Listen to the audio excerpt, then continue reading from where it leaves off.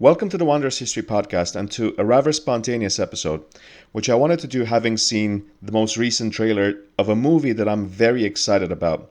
I asked myself the question, why and can Oppenheimer, the new Christopher Nolan movie, be a game-changing film for history, epics and biopics? Welcome to the podcast, and I wanted to preview what I think will be one of the best movies of this decade and possibly beyond. B, a movie, or better said, a landmark in historical cinematography.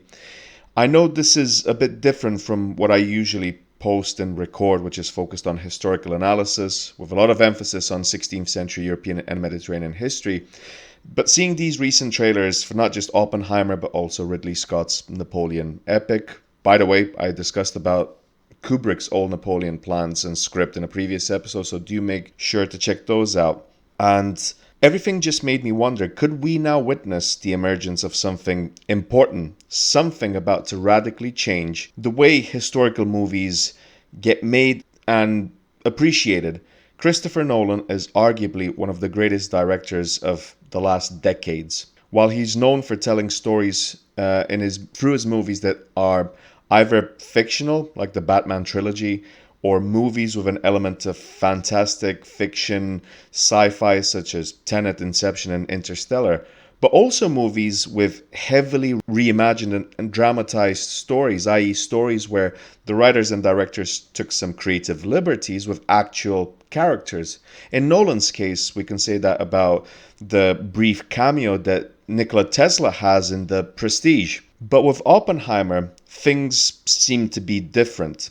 Look, I will not pretend to be an expert biographer of Oppenheimer or someone with expertise on the Manhattan Project or even that level of scientific development during and towards the end of World War II. But the name of Oppenheimer is one which echoes throughout history.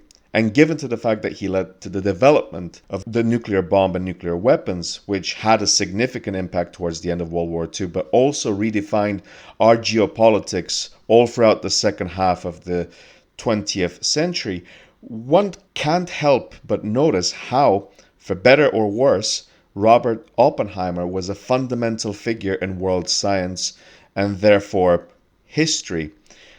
I wish I've just been recommended a great book. I'll want to get to read American Prometheus, The Triumph and Tragedy of J. Robert Oppenheimer. But until then, I just want to offer my thoughts on a movie that I'm just excited about, as also a history enthusiast. This is not because it's a Christopher Nolan movie with a phenomenal cast. Cillian Murphy already seems like stellar in the role of Oppenheimer. But because of what this movie can do and prove that if you've got a dedicated director with great writers, actors, and a studio willing to take risks, that there's so many potential other historical cinematic masterpieces just waiting to happen. Nolan is a tremendous and meticulous director, also a cinematic pioneer. Dunkirk proved what he can do. And more recently, we've seen movies like All Quiet on the Western Front, which I think it's a masterpiece depicting the many miseries of World War I.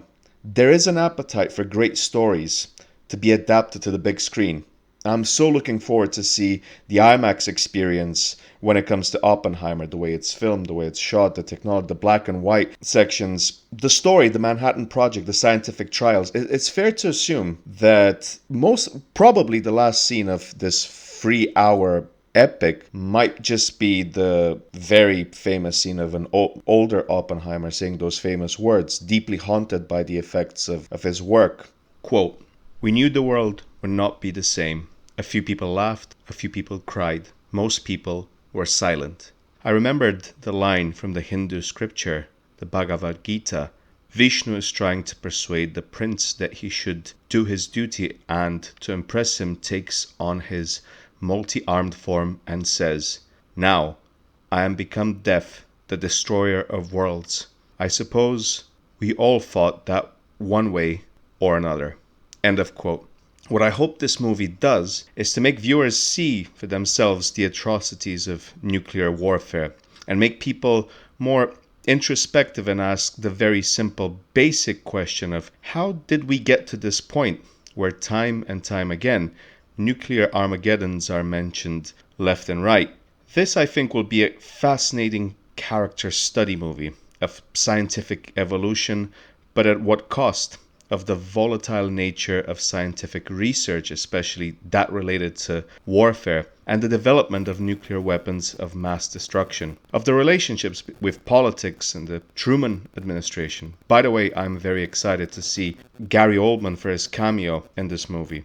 I am of the opinion of that if this movie is successful and it can make the waves that many people are predicting it to make, that other directors out there could be brave and make other great movies with fascinating historical characters without the need of heavily fictionalizing certain elements. I've heard that from early reviews this movie is nothing short of haunting and harrowing, but also a masterpiece. I'm eager to experience this soon. I believe in the UK the release date is July the 21st. I will also be fascinated to see how this movie performs. Apparently it will have a theatrical window of around 100 days, something unheard of in these last few years, especially with the huge rise of streaming platforms. This, I hope, can set a precedent and represent a return of a grand cinematic experience of the highest caliber.